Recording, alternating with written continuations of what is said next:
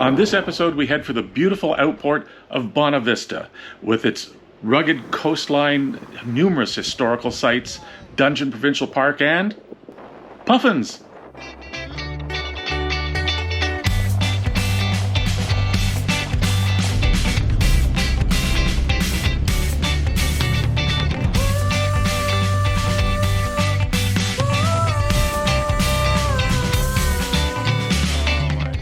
We are Terry and Cindy O'Keefe.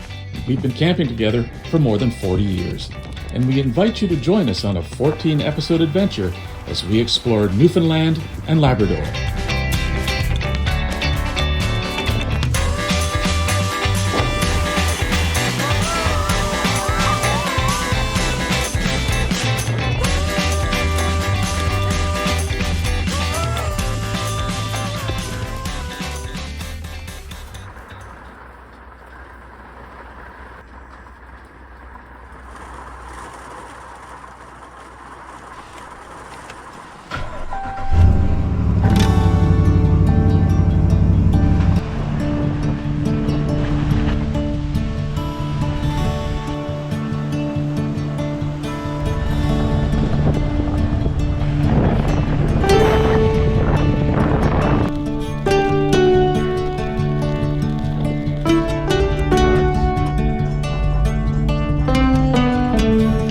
Rain and fog greeted us for a drive to Bonavista.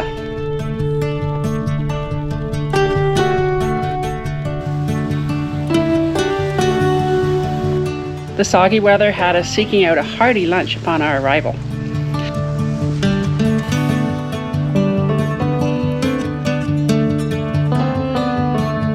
The food at Mifflin's Tea Room was as good as we had heard. And we headed back out into the rain, headed for Elliston Municipal Park, just a short 8-kilometer drive outside Bonavista.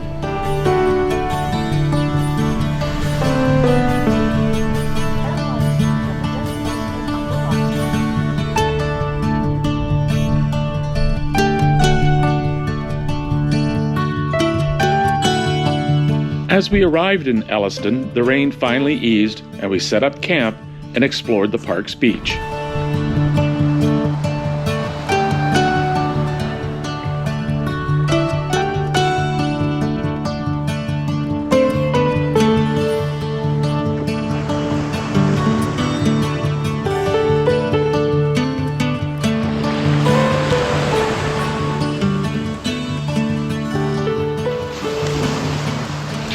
So Elliston is famous for two things, root cellars and puffins, and so it was still early. We headed out to the puffin colony. This is the Elliston Puffin colony. Let's go and see if we can find some. So the chap did say that the trail's going to be slippery today, and he also said that stay back 10 feet from the cliff edges because they can get undermined and give way. So good advice. I can't tell if that's like if it's an adolescent or a baby. It is sad, isn't it? So this is the Puffin viewing island, and that's the little town of Elliston that you can see over here. And this beach here, that's Elliston Municipal Park. That's where the campground is. You can actually just make out one trailer there. And just to give you an idea of how close the campground is to the Elliston Puffin colony. So are the Puffins around this morning? They're up on the island. Yeah. But not near where they didn't come up close to us. Oh, okay. Unfortunately, that was still the case when we got out to the Puffins. They were staying on their island, and you were going to need a pretty sophisticated camera setup to get any close-ups.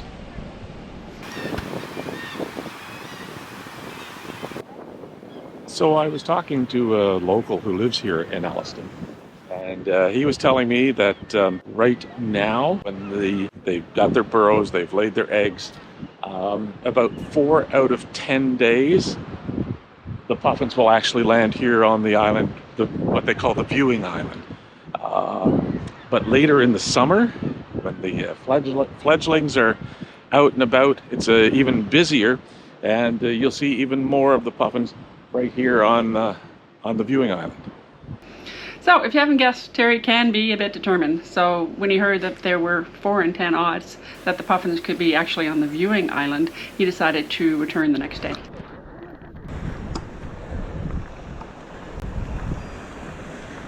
Wow. Bonavista is just beautiful. So there is a bit of climbing to do here. Got my camera monopod, which also makes a good walking stick. And that little bit of persistence paid off. The puffins were right there. You could lie in the grass 10 feet away from the stocky, adorable birds. Even the strong winds couldn't wreck their close-ups.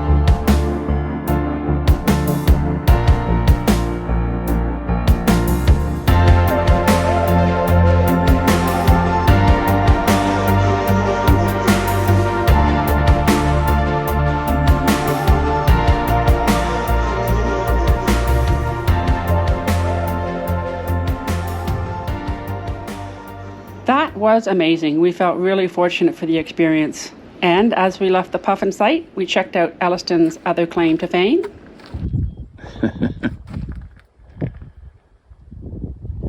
Okay. You coming in? No, I'll wait for you. You and your claustrophobia. Oh, wow. I'm glad the camera can see something, because with the naked eye, I can't see a darn thing. That is cool. I guess that's why Elliston's the root cellar capital of the world. It is.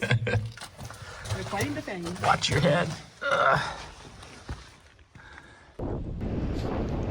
And when you're done with the puffins and root cellars, you can follow the road a couple more kilometers to the tiny, picturesque village of Mapley.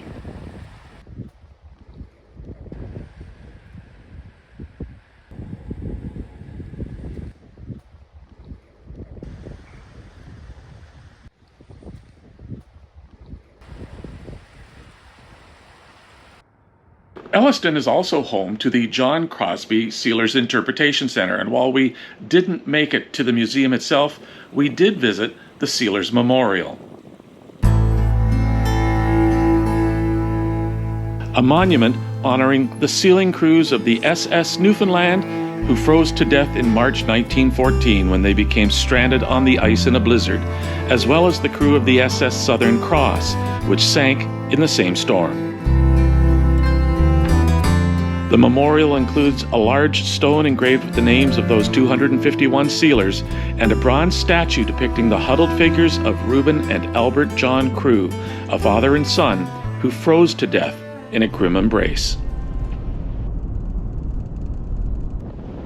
About 12 kilometers from Elliston is the Cape Bonavista Lighthouse.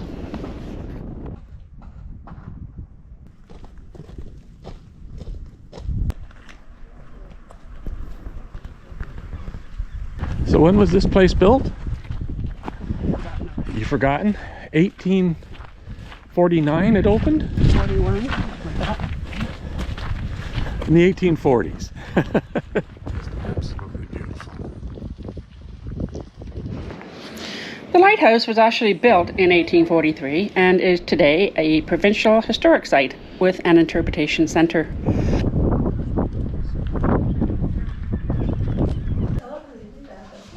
Due to the construction, we decided not to tour the lighthouse itself, but this is a beautiful location. Great for whale and iceberg watching in season, or for spotting puffins on the islands just offshore.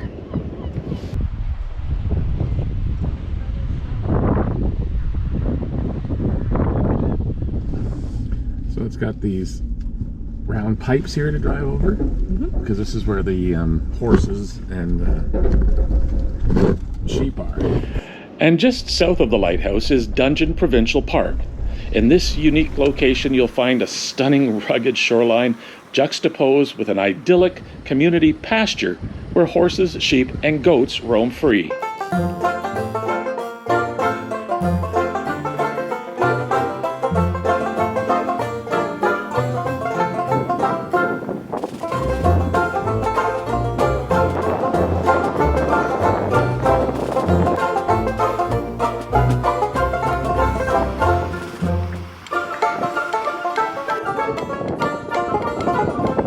Horses over there and some goats.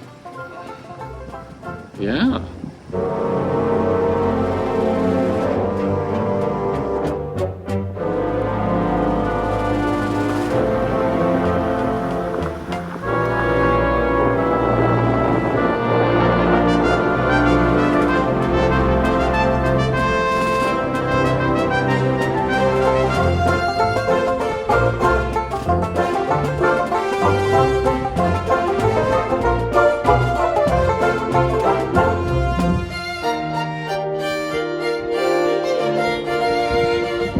And from the park's viewing area, you can witness ocean waves crashing into a collapsed sea cave that left in its place a breathtaking double archway. This awe-inspiring site is known as the Dungeon.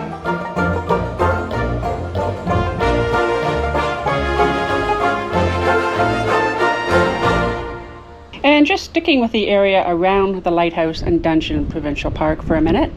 Bonavista also has a pretty awesome boondocking spot.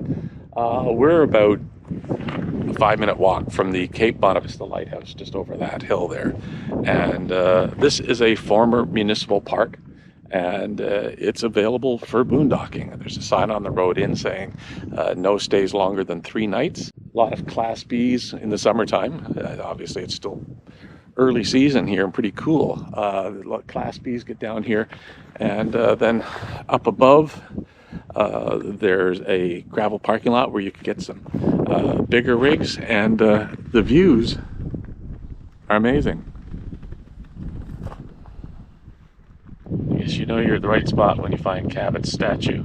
And one quick caveat. Entrance to this boondocking location may be limited to some rigs due to an overhead timber archway. Do be careful.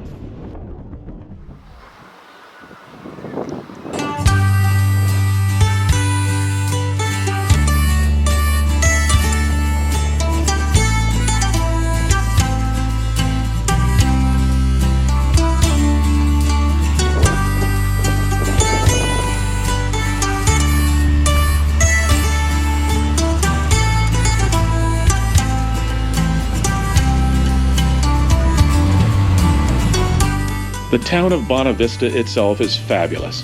It has numerous intriguing historic sites and is just beautiful. We loved just walking around.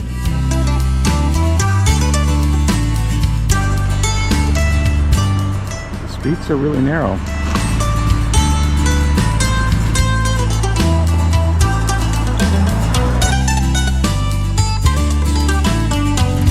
Yeah, that cat looked like he was coming for you, Ranger.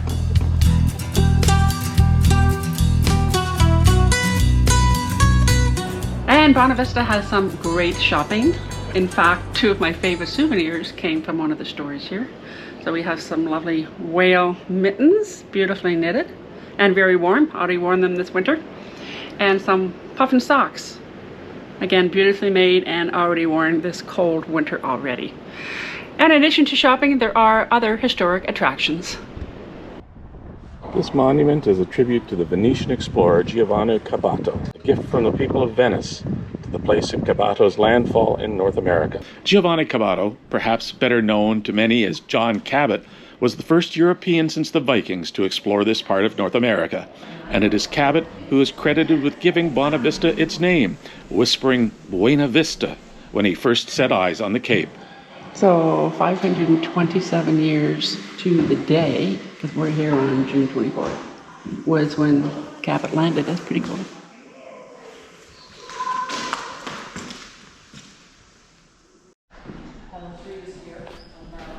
But it's not just a museum. The Mathew Legacy showpiece is a 92-foot-long, one-to-one reproduction of Cabot's ship, the Mathew, that he sailed from Bristol, England to Newfoundland in 1497. It was built in a marine centre that's just directly across the harbour there. When you go out back, you can see the grey building. It took 18 months to build it, and it was local shipwrights and carpenters that worked on it. The mast, right to the very top, is 76 feet. To the crow's nest is 62 feet. The sails, we have 2,500 feet of sails. The rope itself, we have 30,000 feet of rope. The rope is made in a tin. 30,000 feet. 30,000 feet of rope. So at all times, somebody had to be up in the crow's nest. They do 4-hour shifts. You see the sand glass out there was half an hour, so that's what they did to time it. They would have to flip that 8 times. When they knew they had flipped it 8 times, the 4 hours is up. So this is John Cabot and his Cabot. He spent most of his time at his chart table there trying to figure out where he was going to go and that kind of thing. He had a locked spice box in his room. There was also another one on board which they kept down the galley. He was the only one that had the key for both. They used their spices for medicinal purposes, or if any of their foods start to get a bit foul, they would add the spices just to kind of add a little bit of flavor and make it edible. You see, he's not laying down flat.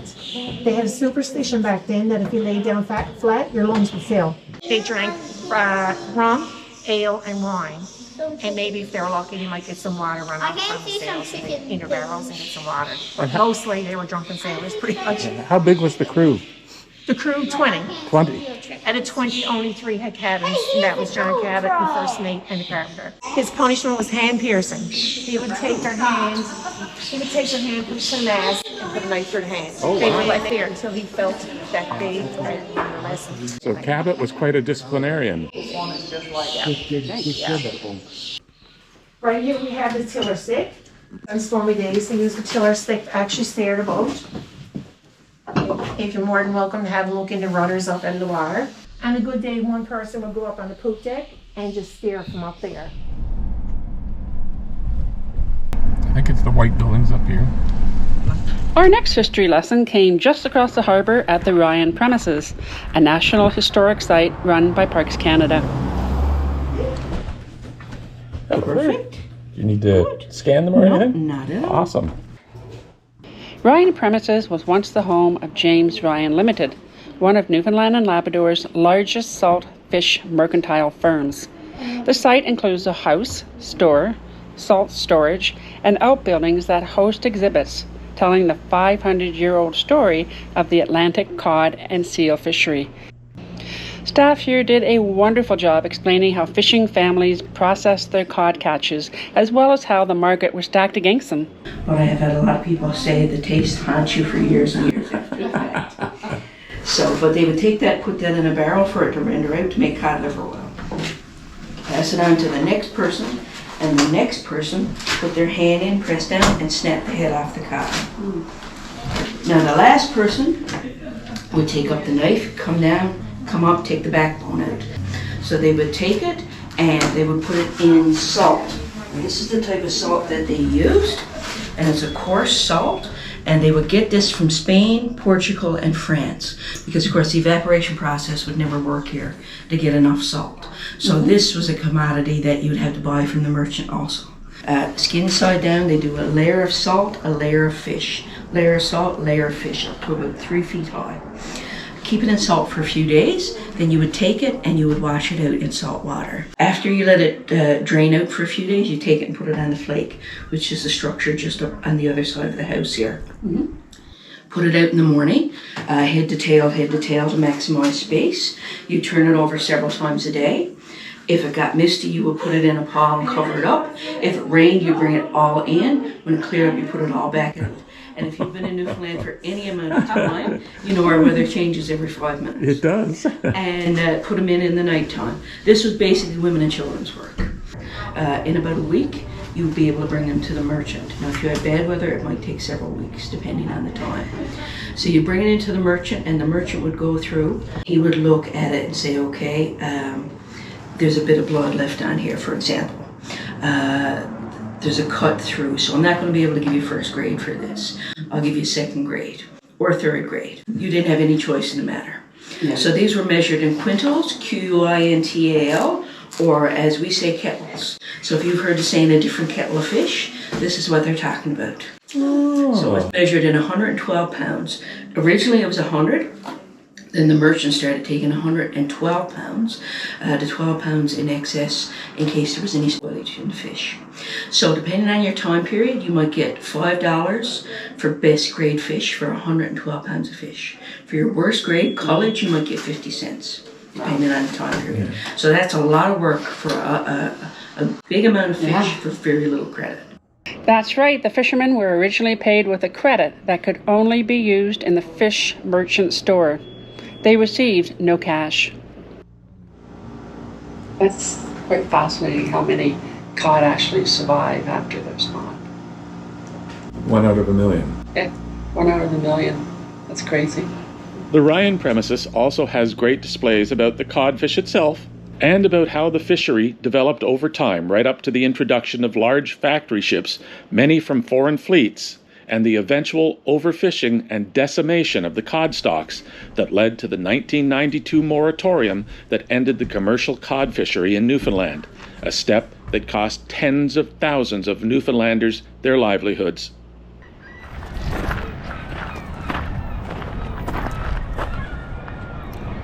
And that is the salt store. He looks like he just got out of bed. He does look like he just got out of bed. He looks really crabby. We just exited the Ryan premises where we learned all about the cod fishing industry and, of course, the 1992 moratorium. And we're sitting in the truck because we've got some internet service here. And Cindy's just reading the news and... The federal government ends cod moratorium in Newfoundland after more than 30 years. So it's going to be a total allowable catch of 18,000 tons for the 2024 season. Wow. That's a historic milestone. It is. So we genuinely enjoyed these historical sites and found them really educational. But you know, there's nothing better after a day of wandering around a couple of great museums than a good cup of coffee.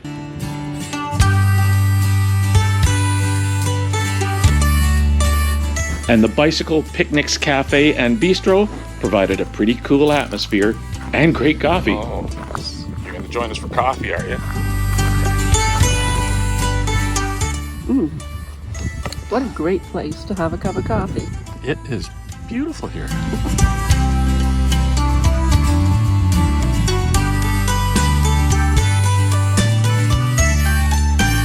So just before we wrap up, a little bit more information about our campground.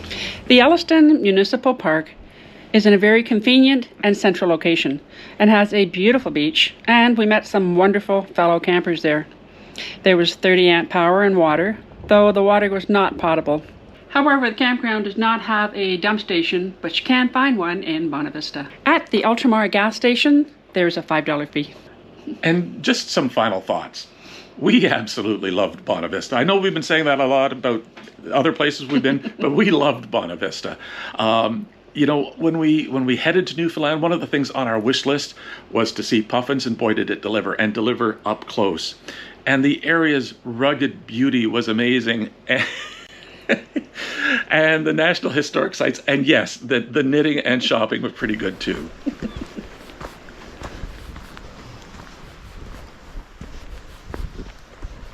Oh my gosh, look how green the water is. If you enjoyed this episode, please hit those like and subscribe buttons. It really does help us grow our channel. Thank you. And join us on our next episode when we visit Chance Cove and then head to St. Vincent, They're making bubbles. They're coming up with their mouths open, sitting. where you can walk on the beach while you watch the humpbacks play amazing